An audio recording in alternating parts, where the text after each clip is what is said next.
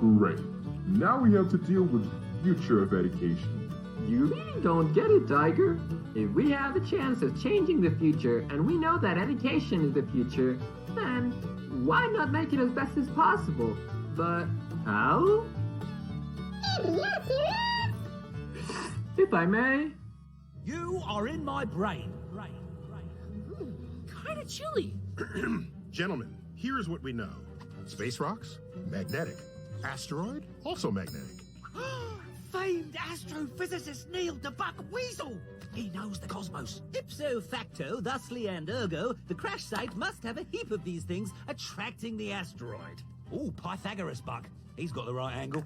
What if we use the magnets to attract the asteroid somewhere else, as in not towards Earth? Theoretically speaking, if we can launch enough of these into space, they will pull the asteroid off course. Thus, saving the world. Alright, thank you Blue Sky Studios and 20th Century Fox for your introductory clip on the future of education. In order to materialize the ideal school of the future, in today's program we have three special guests who will be joined during this program. Paulo Freire, a Brazilian educator who advocated for critical pedagogy during his lifetime. John Dewey, an American philosopher, and Maria Montessori, an Italian educator whose principles on education are widely used globally. They will be commenting on the school they are about to open, on the grading system, the organization, and the pedagogy that they will be using. So let's start with Paulo Freire, who will join us from his grade in Brazilian.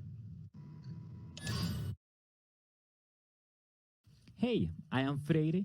I have returned from beyond the grave. In hell I trade my beard for long hair. I have spoken with the other two guests, and we have agreed to open the School of the Future.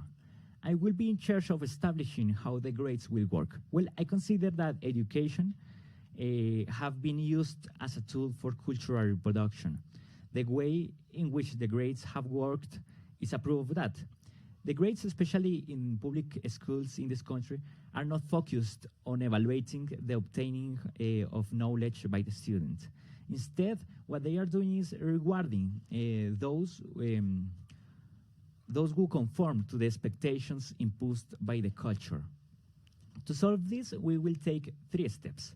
First, education must be purged itself of whatever kind of cultural value it still possesses. Such cultural values can be understood in terms of the school's religious affiliations, but they must also be understood in terms of any hint of ethical or moral sense. Second, the grades must be purged of any arbitrary criteria by the teachers. This means that the individuality of the student must be respected. They must have the freedom to decide how they should wear their hair, how they should dress, even how they should speak. Third, those grades related to superficial or purely formal activities or formal aspects should be eliminated. This implies that the purely mechanical activities must be eliminated and that the evaluation criteria must be dedicated to evaluate the real knowledge obtained by the students based on their levels and abilities, obviously. And the primary levels of education that needs these mechanical activities are obviously exceptions. But in general, we want to eliminate all the mechanical activities, such as transcribe a test from the book to the notebook of this kind of ridiculous activities. In general, we want them to become able to be agents of cultural production. We don't want them to be objects of cultural reproduction. We want them to be creative. Well, and that's all from me. Thanks for your contribution, Paulo. Now it's time to listen to John. John? Hey, Laura, thank you. Great insights of the grading system we'll be implementing on our school Friday. I definitely agree with you.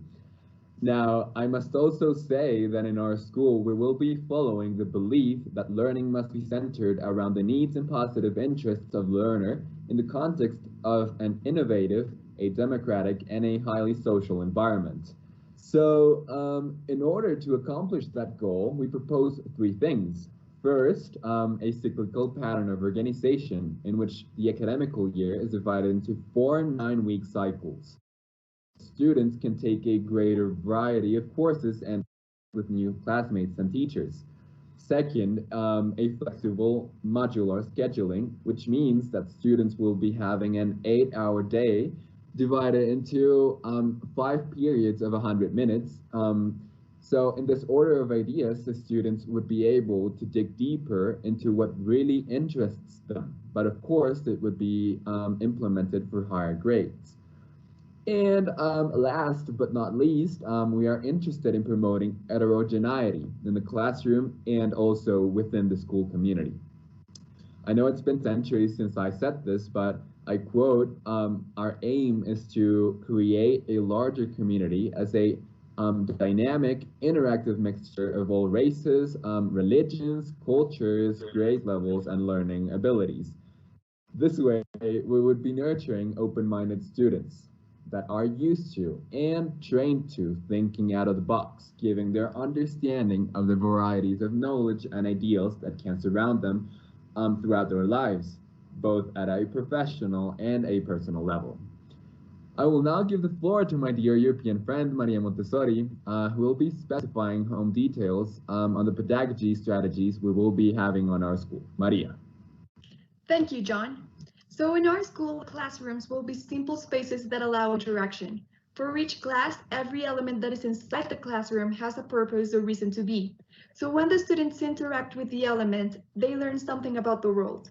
With that in mind, every element is reachable to the children. That way, they can make their own choices about the elements they want to interact with and learn with some sort of autonomy. In this system, teachers sort of follow the students and talk to them about what they see in each element, instead of telling them exactly what to do at the beginning of the lesson. Teachers are ready to be asked questions, but they're not controlling. Also, they don't use rewards or punishments as teaching techniques, and when they talk to the kids, they make sure to get in their same level. The way the lessons are presented to make sure that while maintaining that freedom of the method, the class stays in topic is by selecting the elements that are exposed carefully, which ensures that no matter the elements that are chosen, kids learn about the chosen topic. It is very important to us that children practice skills like self-care, care for the environment, and problem solving with simple tasks like home chores, because these skills are essential for the future. Thank you. Thanks, Maria. Great proposals and ideas of what seems is going to be one of the outstanding schools of the future.